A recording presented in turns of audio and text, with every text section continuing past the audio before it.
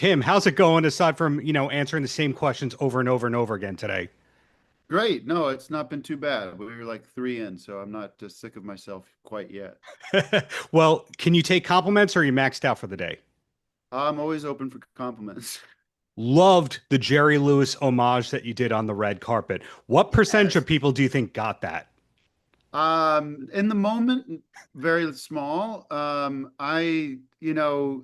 week I really dread going to these red carpets and like trying to look cool and trying to find like a normal outfit to wear. And I've realized it stresses me out. And I think it was inspired by Chalamet when he was doing all the Dylan stuff, all the Dylan premieres. He like found like specific Bob Dylan eras looks, like weird stuff from the 80s and 90s and like emulated his looks. And I was like, that's fun.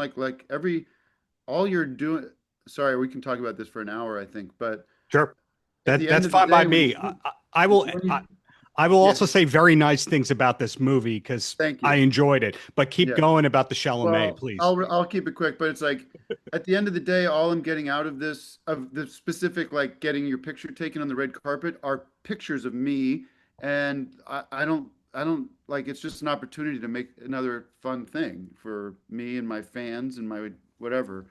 So I just looked. I literally just Googled. Just actually, I think I started just Googling Tribeca Film Festival red carpets. Just see like I almost wanted the first idea was to get away with just like wearing a t-shirt and jeans. Like can I just do I have to dress up? But then I saw the picture of Jerry Lewis. There was a picture of Jerry Lewis, and it just was the light bulb. It was just like I'm just gonna go as Jerry Lewis because Charlotte also is like a huge Jerry Lewis fan, and we talked a lot about Jerry Lewis movies for this movie Right.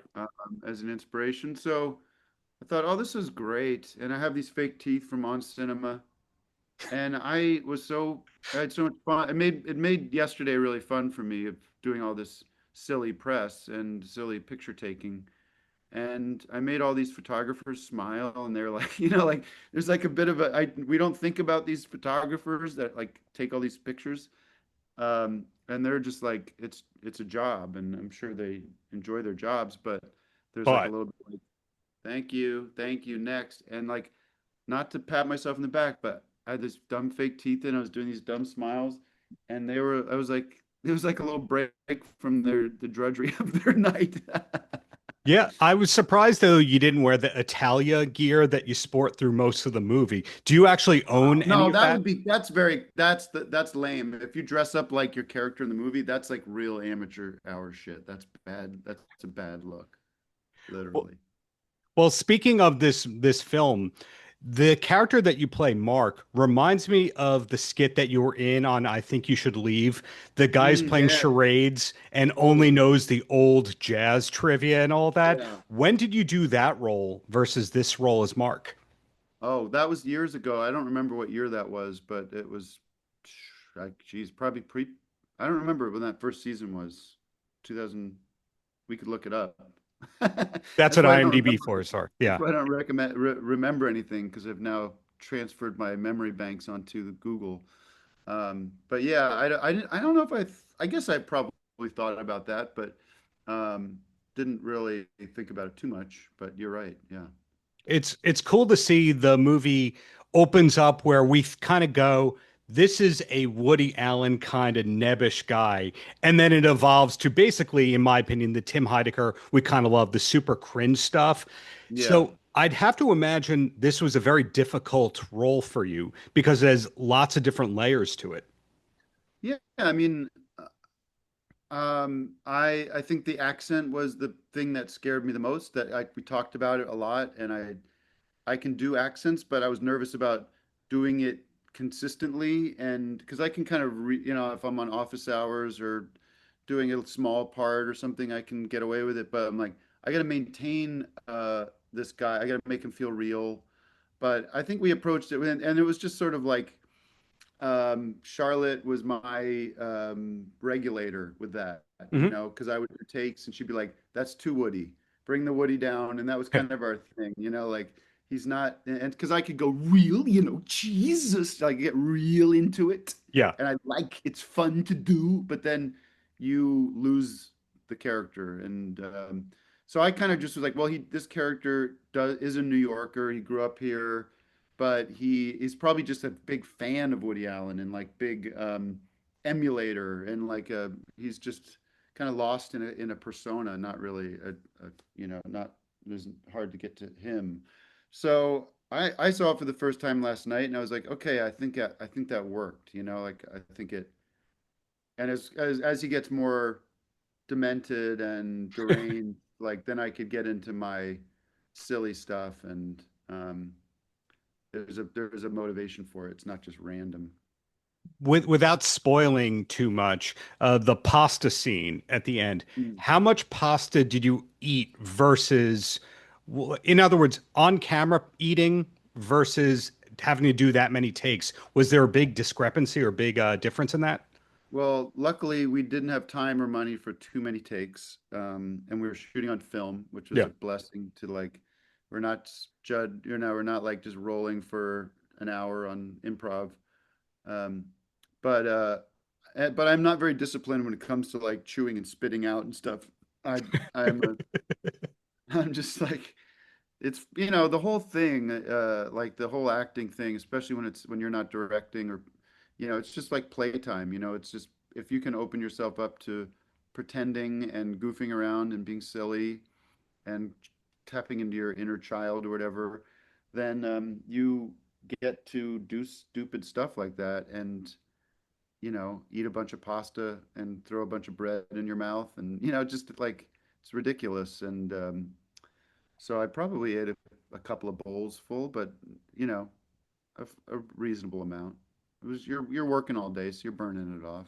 Sure. Another thing that's notable about this acting that you did in the film is there's a lot of imaginary stuff that you're reacting to, the cartoons, the Mm. huffing, etc.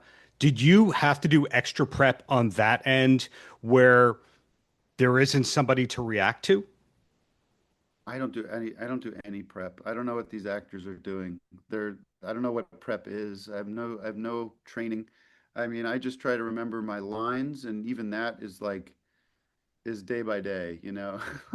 Like, I see this script and it's like 90, 100 pages, and I'm on every page. I'm like, how am I going to remember any of this? And you just kind of take it day by day. But um, I think it's just the whole thing. Like, I direct too, so I'm Yeah. a good actor with directors like me because I we speak the same language, and so and the DP Thimios too. Like, it's very precise, and oftentimes you're like just saying like where do you want me to look, and how do you like what's the turn, like just it's very like sculpting or something when it comes to that stuff.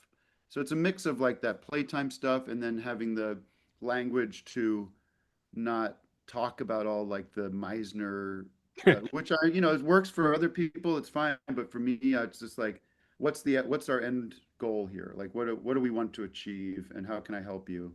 Um, and so I don't think too much about like what the character had for breakfast or any of that stuff. I just It's great to oh hear that though in the film though to rudely interrupt you, the Julia mm, Fox line about Meisner that's yeah, thrown in there like yeah. that. And no disrespect if that works for people, just I'm not. And I mean, maybe I will like get into that because I don't know what I'm doing, and it would make my life easier to approach it that way. It's worked for some of the greats. So Sure. One more film question, then two more trivia kind of things, and then you're free for me. You ready, Tim? yeah, Okay, first part. Obviously, the film is not in sequence. Did you do all the Italy stuff first? It was all that filmed in Florence? no, it was filmed in Florence. It was all almost at the end of the schedule. We would stop down in New York and went to Italy for a week, and then came back and finished the stuff with Kevin Kline. Wow, so you really did have to react to things that weren't there. Oh yeah, yeah. Well, I Okay, mean, so it's just like it's not that hard. It's like you pretend that you're remembering a good memory, and I have a lot of good memories, but I was also just probably doing what I just did now, which was thinking yeah. about I can't wait to get lunch today. Well, speaking of lunch, one of my favorite projects that you ever worked on was Beef House, and unfortunately, that was a casualty of the early pandemic Yeah. where That's a That's good way to put it. I like that. Sure. yeah, people are focused on Tiger King and Yeah. stuff like that rather than that show. But one of the things that my wife and I quote a lot from that show is calling Rob Zombie Bobby Zombie. I'm wondering if feedback ever got to Rob Zombie about that. I don't know. I don't know. I haven't heard anything. I was pretty merciless with him when he put out that Munsters movie a few years ago that was really unbelievably bad, I guess. I don't know. But I don't know. I don't have a real relationship with Bobby Zombie. Bob, Bobby, whatever it is. Bobby. And then the other weird career question, another thing that Yeah. gets that comes up a lot, the Totinos ad that Yeah. you and Eric did, was that as much fun to make as it looks like it was, or was it the torturous thing where making comedy, you do so many takes that it's actually boring and not funny? No, that was a quick one. That was exactly how it feels. It was like, I think there's always a few things when we do those things where it's like, I think for that one it was the jeans I was wearing, where the jeans were particularly unflattering and stupid, and that when we like, we go into those things, and a lot of things we go into with a bit of uncertainty of what's if it's going to work or what's funny about it or where we're going to get the joy out of it or something. But that was one where like, oh my God, I look so bad. This is amazing. I've never looked worse, and this is so stupid. And then you just like the it all kind of piles on top of each other where you start realizing how stupid the whole thing is, and then you have fun. And I'm sure we just had fun and just had that feeling of like we're literally robbing a bank here. Like there's no they've made a terrible mistake by letting us do this, so there was that sort of fun like punk energy of like we just stole some money from a terrible you know Conglomerate. poisonous conglomerate. Yeah. Well, the key is congratulations on this new film. Thank you, Really Darren. great to see you do what you do. Love Office Hours. Thank Great you. to see that the music career that you've gone legit Yeah. and Thank really you, looking Darren. forward to what's to come. And if it's not that obnoxious, the Steve Brule poster to my right, the Oh, neon that's a one. beauty. That's a beauty. Unfortunately, you graced the walls in this apartment. Oh, that's a beauty. Thanks, man. I really appreciate it. Thanks for the nice words. Paltrocast.